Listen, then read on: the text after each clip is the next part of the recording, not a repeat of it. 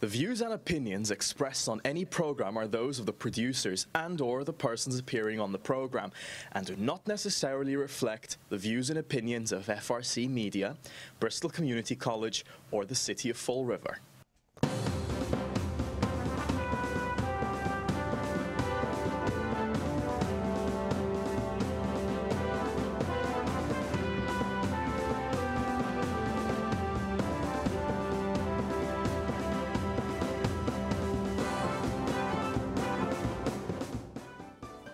Well, hello. Welcome to Spindle City Straight Talk. I'm Chip. And I'm CJ. And it's Wednesday. Hope everybody had a good Columbus Day, you know. I had one of those weekends that I just don't even want to be here right now. But it wasn't because of the long weekend. It was that City Council meeting last night. That was bizarre. I have to say, I watched it as long as I could, and then I had to watch it in small bites because it's, it's just... It's incredible. I mean, if you ran that for some people in other parts of the country, they would think that it's some kind of TV show, a comedy show. It's a reality show. It really is. No, it's far from reality. I mean, but the thing is, that's the sad fact. It is reality in Fall River. It's like we have a government that doesn't. You can't ask questions. I mean, it got to the point, when Kadeem gave the gavel up and sat. And took a seat so he could ask questions, and it was like, well, what can I ask? Well, we can't tell you that. Well, what can you tell me? Well, nothing. And it's like, but this is something that involves the taxpayers of the city. Well, we can't tell you anything. It's a big secret. And the only thing we can't tell you, the guy that has to tell you that isn't here. So, conveniently enough, since you're talking about that particular thing, you think you'd have everybody, all the parties involved, at the council meeting, but no, this is Fall River. The only thing you could get out of watching that meeting is there's a lot, you can be a conspiracy theorist or not.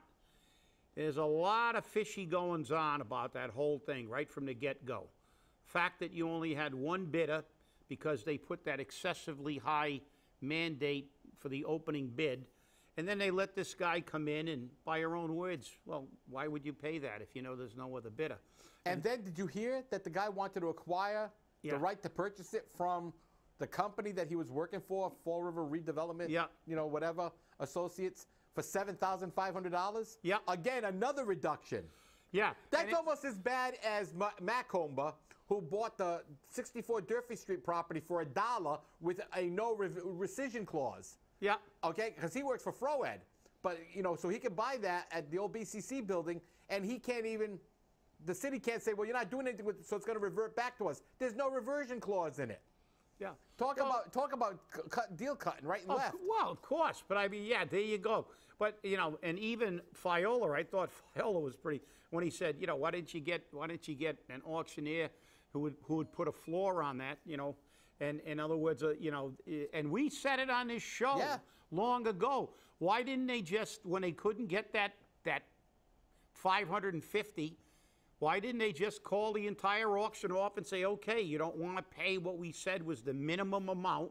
Well, we'll reopen it for bid. It'll give other people a chance to bid. We'll reopen it at 450 or 400 to give other people an opportunity. That thing was in the bag right out of the gate, and that's my opinion. I mean, you can't. Well, and this is the technically prove it, but guess what? When you set up a system and you say, I'm going to make sure that I require so much money nobody else can afford it but this guy, and then when he gets in, I'm not going to require him to meet that threshold, and then he can bid anything he wants. We're lucky we got what we got for the damn thing. Right, but here's the thing. This whole King Philip Mill project was not only created and conspired for by Jazel Correa. Part of the conspiracy is also Alan Sylvia, because Alan Sylvia worked diligently for this guy to get this mill. So when this whole deal falls apart, and they were hoping this deal wouldn't fall apart until after the election, but it's falling apart now before the election. Nobody knows who is responsible for doing what. Weiss isn't the guy. DeRosa's not the guy. This one's not the guy. That one's not the guy. You got some company in New York, which is the guy, but we don't know who they are, so we don't know who that guy is. Nobody knows who anybody is. And When have you ever sold a house? checked the financial, nobody checked the financial piece. No. And oh no, I wasn't required. And Fiola came out and said we never were involved in that because we were terminated. And and he actually had an article where she said they did vet them. So, but you look at this and it's the same thing on everything. As we've said how many times on this show, how many times have you seen the city's financial team and the city's the city's city administrator just completely manipulate fact, out and out lie, change, forget what she said the week before? Because let's face it, she says whatever is convenient. And when she doesn't have the answer, she says, you can't ask me that question. I can't tell you. It's a secret. It's the taxpayer money, and I work for you, but it's a secret, and you can't know until after the election. Just like when she went in front of there and talked about how, the holiday we got was based on the fact that we were paying down our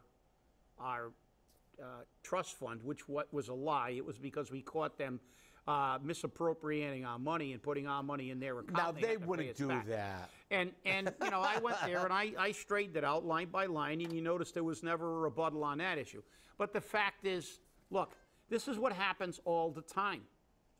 It's so obvious the way this thing is being run. It's just crazy. I mean, you've got our Ritz-Carlton boy, and you've got all these other deals. I mean, if this wasn't a bag job from the get-go, I don't know what was. I don't know what you can say. The whole process is tainted. The whole process has to be held under a large cloud of suspicion. The way everything was done. And then she talks about, the lawyer, he's done a bunch of auctions. Well, really? Well, why didn't he just stop the bidding? No, maybe because we wanted those people to get it. They probably paid actually more than they wanted to pay, like you said, trying to get it for $7,500 or something. I'm surprised they didn't get it for $1. It's not the first time in the city that things have been sold for $1. Yeah, Macomb, the BCC property. Yep. So, I mean, again, there's a cloud. The future remains uncertain. Well, that's a pretty strong indictment of the ability of the city to get anything done, because this was their diamond of all the deals. This was it. Project Goldfinger. That's right. It was Goldfinger, all right. Yeah. And you know where that finger was inserted. That's right. In the taxpayer. But the fact is that it remains uncertain. And how long has it been uncertain? He said on 10 News Conference over the weekend, the King Philip Mill's been in the city hands for 13 years, and in 2 years, look at what I've got done with it. Nothing. Nothing. Nothing. And this is the problem. Everything that comes out of this kid's mouth is a half-truth or an outright lie. That's right. Well, it was a half-truth because he wanted to do something with it. That's give it to one of his pals. That's right. For a deal. Song.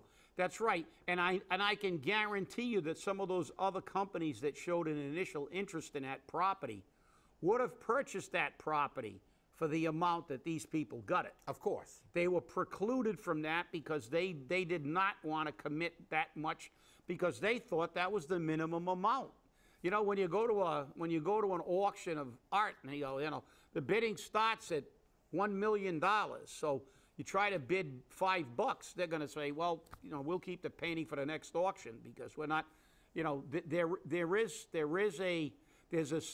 there's no ceiling on the bid, but there sure is a floor. Yeah, well, in Fall River there isn't. Yeah, in Fall River there isn't. His whole thing it's kind of like, everything we do here is suspect.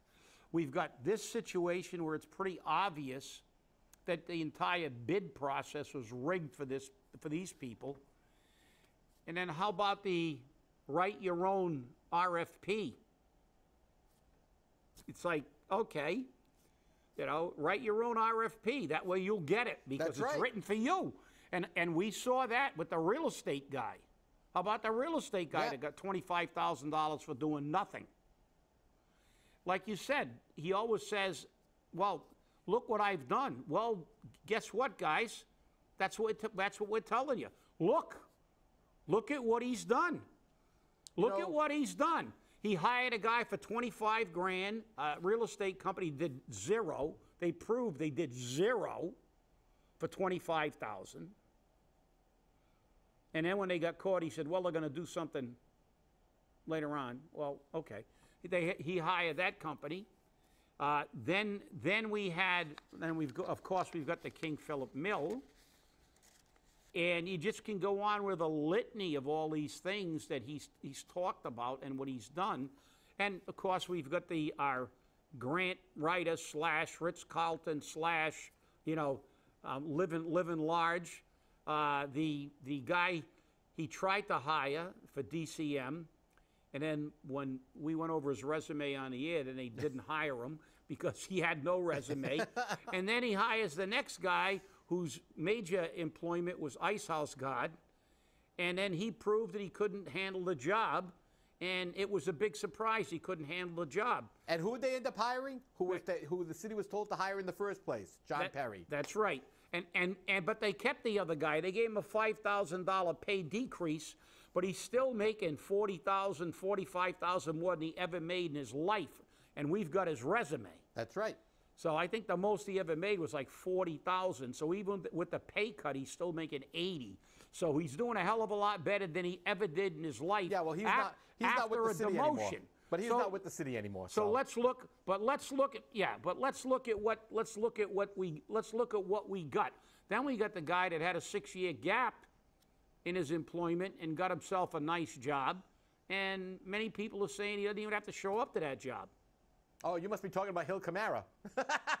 See, I'll say their names. I don't care. All right. No, but I mean, everybody knows. We don't have to say. This isn't Cheers. You don't have. Everybody knows. Everybody knows your name. Everybody knows your name. But like he said, look what I've done in 2 years. That's what we're telling you. Look what he's done. But the thing that makes me laugh is, we actually show you the documents. When we have them, we put them up on the screen. And I mean, I'm going to do this now because I really want to make a statement here. We put this document up on the screen a couple of shows ago. Remember this document? Yeah. This is the document that said, no, no, no, no, no. You cannot put a road along the Quequechan Rail Trail. It was written in 2013.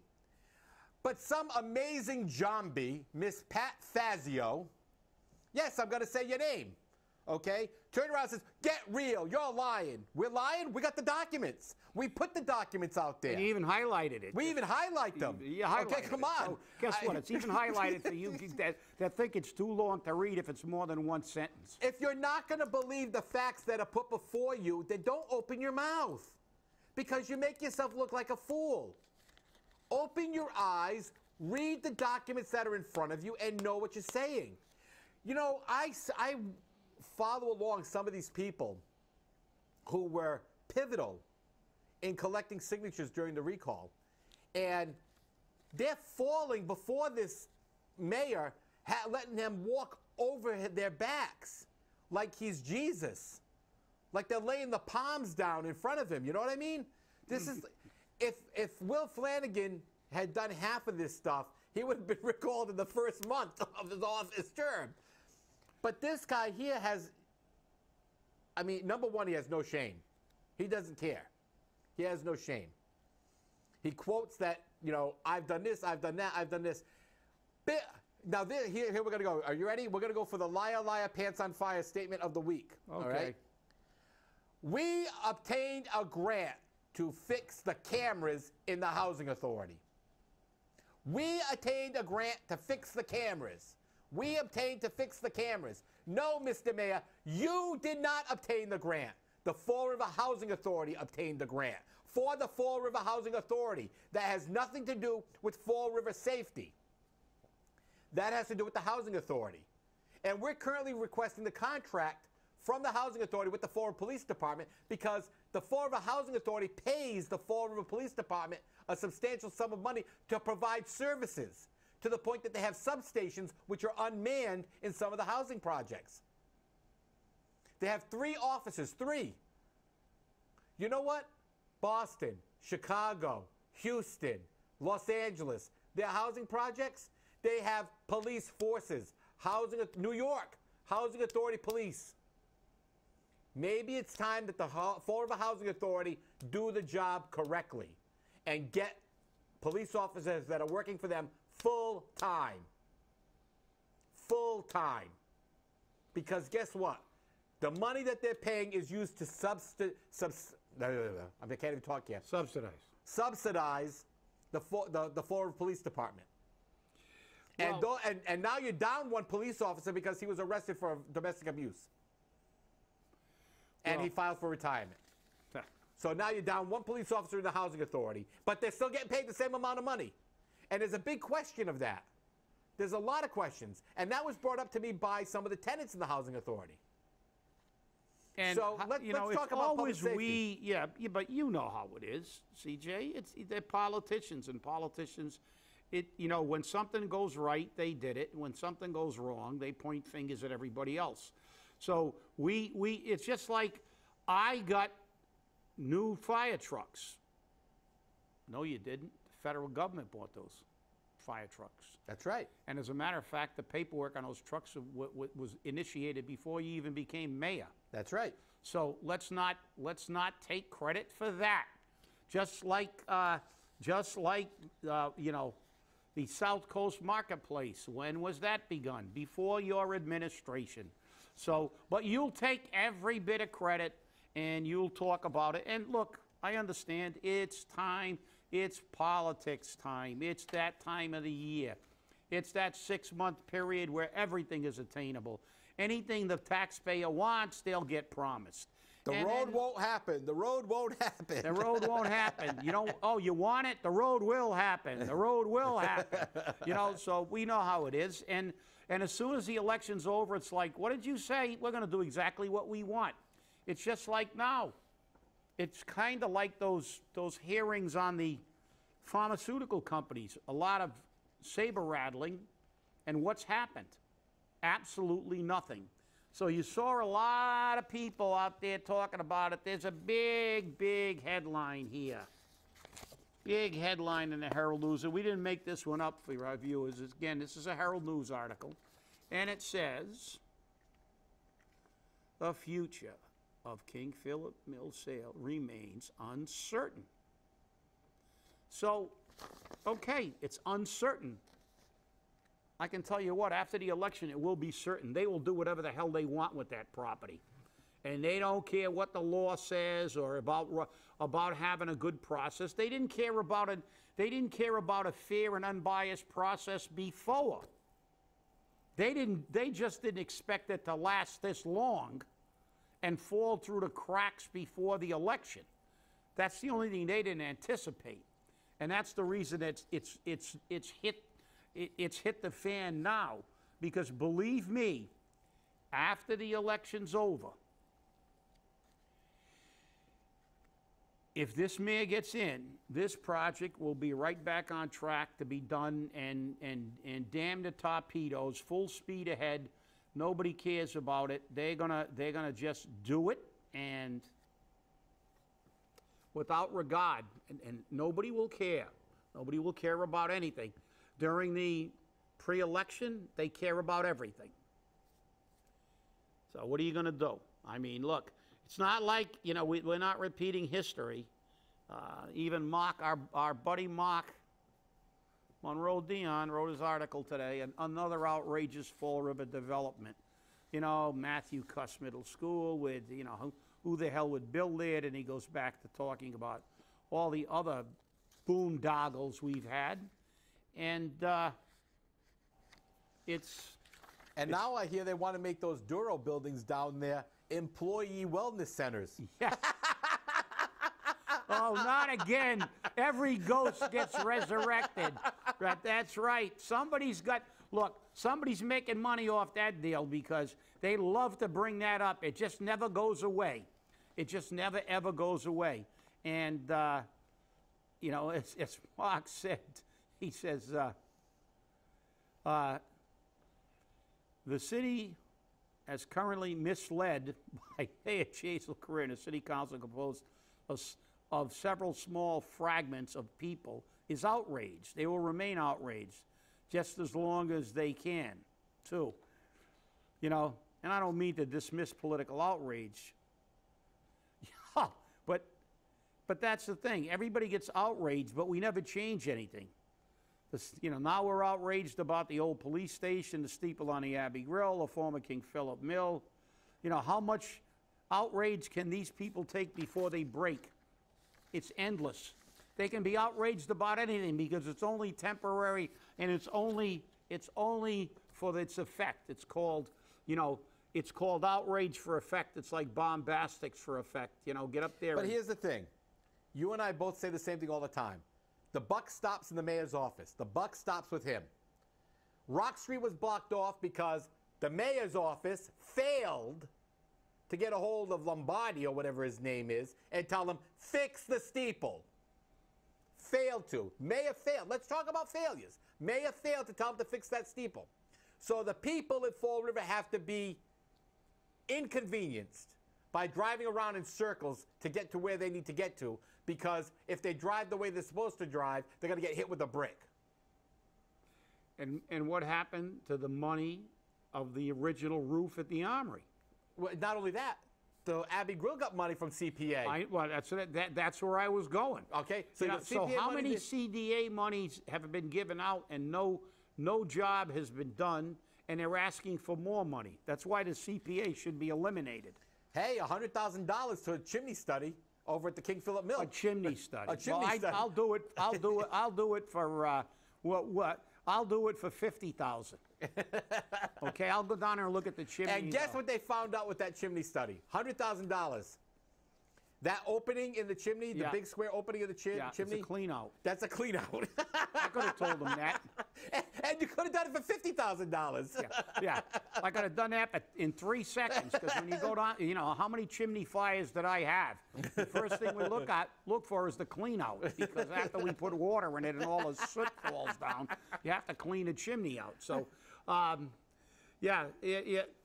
look, it's bizarre. But as you know, as we always say, this is government. The greatest thing they do is waste money, is spend money for nothing so their friends can get rich and get what they want.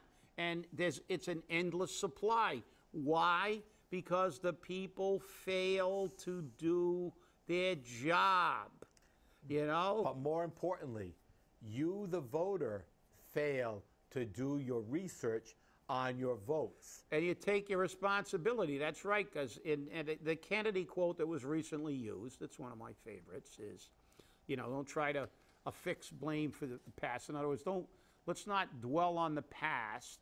Let's look at our responsibility for the future. That's right. Well, your responsibility for the future, if you want to affect a better future, obviously you can learn from the past, but if you want to change the future, you can't change the past. You can change the future. It's your responsibility to vote, use your vote wisely, to ensure that you only put people in there who are gonna change the future in the manner you want it changed, not continue this kind of crap. And that's what we see throughout this nation. We have a bunch of self-interest groups, and it's not in the best interest of the public. This is why, you know, they like to divide us. They do it intentionally. They want to divide everybody. And because once we're divided, we're not strong enough to boot them out of office. And that's why they're all getting paranoid now, because people are getting upset on the federal level. Let's get upset now.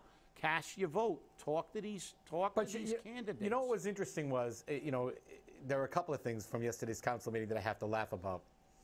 Kathy blamed Ken Fiola for the King Philip Mill fiasco. And Ken had to remind her, I had nothing to do with it. Yeah. Okay, Well, you reminded her of a few things she didn't want to be reminded of.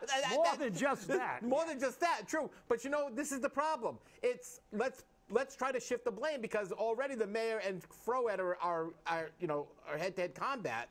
Although now we're going to try to see if we can work out a deal, and then we're not going to work out a deal, and we're going to work out a deal. And, it cost us, for $50,000, we generated 40 jobs, which equates to $625 a job. Meanwhile, for $320,000, they generated 23 jobs, which is, $32,000 to create a job. Okay. I have always, never, ever, ever have I been an advocate for Froed because of that reason.